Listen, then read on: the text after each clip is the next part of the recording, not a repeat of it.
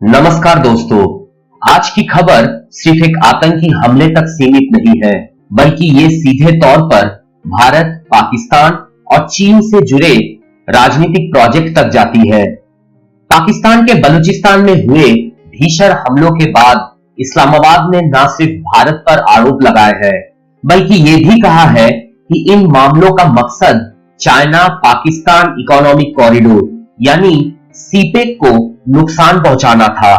यही वजह है कि ये खबर आज बेहद अहम हो जाती है, क्योंकि जब किसी हमले को सीपेक से जोड़ा जाता है तो उसका मतलब होता है कि मामला सिर्फ पाकिस्तान की इंटरनल सिक्योरिटी का नहीं, बल्कि रीजनल और ग्लोबल पॉलिटिक्स बन चुका है। अब समझते हैं कि क्या हुआ है। दरअसल 31 जनवरी 2026 को पाकिस्तान के दक्षिणी पश्चिम प्रांत बलूचिस्तान में बलोच लिबरेशन आर्मी BLA ने अपने ऑपरेशन हीरो 2.0 के तहत एक साथ 10-12 से ज्यादा शहरों में बड़े पैमाने पर हमले किए। इन हमलों में BLA की प्रतिक्रिया के मुताबिक जान माल का नुकसान इतना बड़ा है कि इसे पिछले कई सालों के सबसे गंभीर हिंसा वाला हमला बताया जा रहा है। पाकिस्तान की सेना, पुलिस और सुरक्षा प्रतिष्ठानों के अलावा कुछ इलाकों में स्थानीय नागरिक और आम सड़क यातायात भी इन हमलों के चपेट में आए। पाकिस्तानी सेना के media wing inter services public relations यानी कि ISPR और सरकारी बयानों के मुताबिक इन हमलों में कम से कम 15 से 18 सुरक्षाकर्मी और नागरिकों की मौत हुई है, जबकि जवाबी कार्रवाई में सेना ने दावा किया है कि 90 से ज्यादा BLA फाइटर्स को मार गिराया गया है। कुछ रिपोर्टों में अलग अलग संख्या बताई जा रही है, लेकिन एक बात लगभग तय है कि यह हमला काफी बड़े पैमाने पर हुआ था। हमले खासकर क्वेटा, ग्वादर, पसनी, मस्तूम और दूसरे शहरों में रिपोर्ट किए गए हैं, और ये हमले इतने ज्यादा तेज बताए जा रहे हैं कि कुछ रिपोर्टों ने इसे युद्ध जैसे हालात तक की स्थिति बताई है। यह हमला BLA के उन हमलों की एक नई कड़ी मानी जा रही है, जिनमें पिछले महीनों में भी अलग अलग तरीके से हिंसा की घटनाएं हुई थी।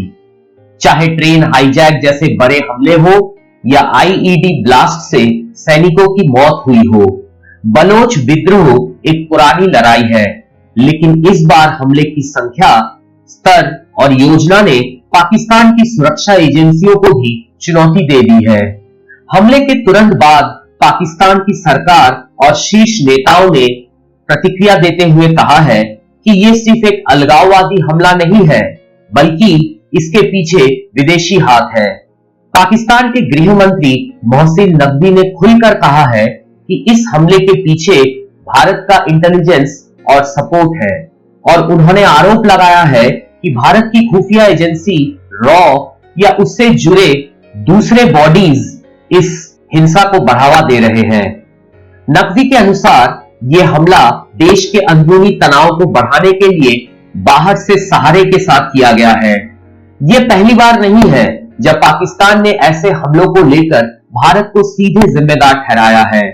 पिछले साल में भी जब BLA या बलोच विद्रोहियों ने बड़े हमले किए थे, तब भी पाकिस्तान कई बार यह दावा कर चुका है कि भारत अफगानिस्तान में स्थित कुछ समूहों के मदद से BLA को समर्थन दे रहा है। हालांकि भारत ने हर बार ऐसे आरोपों को बिना ठोस सबूत के निराधार बताया है और खारिज किया है। सबसे दिलचस्प और रणनीतिक रूप से महत्वपूर्ण बात यह है कि पाकिस्तान ने इस हमले को सीधे चाइना पाकिस्तान इकोनॉमिक कॉरिडोर यानी सीपेक से जोड़ दिया है। सीपेक वो बड़ा आर्थिक और इंफ्रास्ट्रक्चर प्रोजेक्ट है जिसमें अरबों डॉलर का निवेश चीन ने पाकिस्तान में किया है, और जिसमें ग्वादर पोर्ट, ऊर्जा परियोजनाएं, सड़कें और रेल नेटवर्क जैसी चीजें शामिल हैं। BLA सहित विद्रोही समूहों के खिलाफ यह आरोप रहा है कि इन प्रोजेक्टों से लोकल पॉपुलेशन को फायदा नहीं मिल रहा है, और वे चीन के प्रभाव को बलूचिस्तान की जमीन पर देखना नहीं चाहते। इस सिलसिले में पिछले साल भी कुछ हमलों में चीनी इंजीनियरों को निशाना बनाया गया था, जिसमें कईयों की मौत हो गई थी। यह हमला सीधे सीपेक के महत्व पर भी सवाल उठाता है। दूसरी तरफ सीपेक जैसे बड़े निवेश परियोजनाओं की सुरक्षा और स्थिरता पर भी सवाल खड़े किए गए हैं। चीन के लिए यह प्रोजेक्ट सिर्फ आर्थिक महत्व नहीं रखता, बल्कि वो इसे अपने बेल्ट एंड रोड इनिशिएटिव यानी कि BRI का एक महत्वपूर्ण हिस्सा मानता है। ऐसे हालातों में महामारी की तरह फैलती अस्थिरता सिर्फ पाकिस्तान तक ही सीमित नहीं रहती, लोकल पार्टनर्स की चिंताएं भी बढ़ जाती है। तीसरी बात यह है कि ऐसे मामलों में आरोप प्रत्यारोप का खेल अक्सर डिप्लोमेटिक चैनलों को बंद कर देता है, जिससे फ्यूचर में बातचीत, सीमा पर समझौते और सुरक्षा सहयोग की संभावनाएं भी प्रभावित होती है। अंत में यह साफ है कि बलूचिस्तान में हालिया हमले पाकिस्तान की सुरक्षा चुनौतियों की हदों को पार कर चुकी है और अब यह मामला राजनीतिक आरोप प्रत्यारोप, लोकल इन्वेस्टमेंट और भारत पाक तनाव के बीच जटिल रूप से गुथा हुआ है।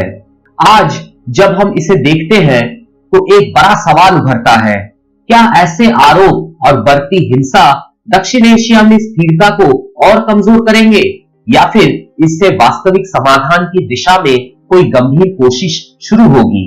ये सवाल न केवल पाकिस्तान के लिए महत्वपूर्ण है, बल्कि भारत और पूरे ग्लोबल सिक्योरिटी सिस्टम के लिए भी एक डिस्कस करने वाली बात है। तो दोस्तों, आज की इस वीडियो में यही तक। अगर वीडियो पसंद आया तो वीडियो को लाइक और चैनल में पहली बार आए हैं तो चैनल को सब्सक्राइब जरूर कीजिएगा।